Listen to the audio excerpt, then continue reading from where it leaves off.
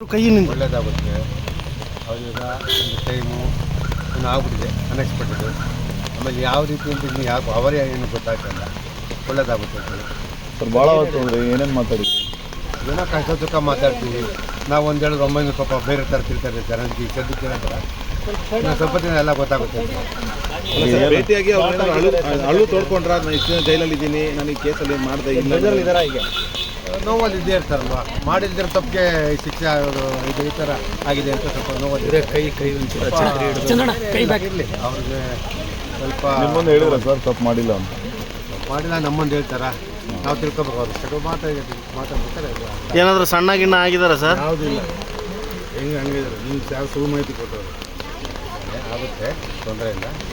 ಸ್ವಲ್ಪ ಅವ್ರಿಗೆ ಡಿಸ್ಟರ್ಬ್ ಮಾಡೋದು ಬೇಡ ಜಾಸ್ತಿ. ಯಾರು ಬರೋದು ಸರ್ ನಿಮ್ಗೆ ಹಬ್ಕೊಂಡು ಕಣ್ಣೀರು ಹಾಕಿದ್ರಂತ ಹೌದಾ ಸರ್? ತಾವು ಹೇಳಿದ್ರೆ ನೀವು ನೋಡಬೇಕು, ಮಳೆ ಬರ್ತಾ ಇದೆ ಒಳ್ಳೇದಾಗುತ್ತೆ. ಅವರು ಏನಂದರೆ ಇದು ಹೇಳ ಕೆಲವರೆಲ್ಲ ಹೇಳೋಕ್ಕಾಗಲ್ಲ. ಆಮೇಲೆ ಅವರು ನಿಜವಾಗ್ಲೂ ಅದು ಆಗಿಲ್ಲ, ಅದೇನಾಗಿದೆ ಅಂತ ಗೊತ್ತಾಗ್ತಲ್ಲ. ಪರಮಾತ್ಮ ಒಬ್ಬರಿಗೆ ಗೊತ್ತು.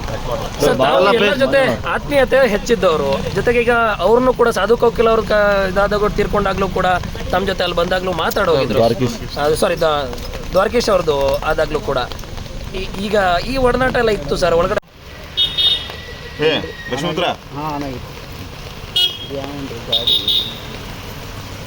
ಚಂದ್ರಣ್ಣ ಬ್ಯಾಕ್, ಚಂದ್ರಣ್ಣ ಒಂಚೂರು ಬ್ಯಾಕ್. ಜಾಗ ಬಿಟ್ಟು ಗಾಡಿ ಹೋಗ್ಲಿ.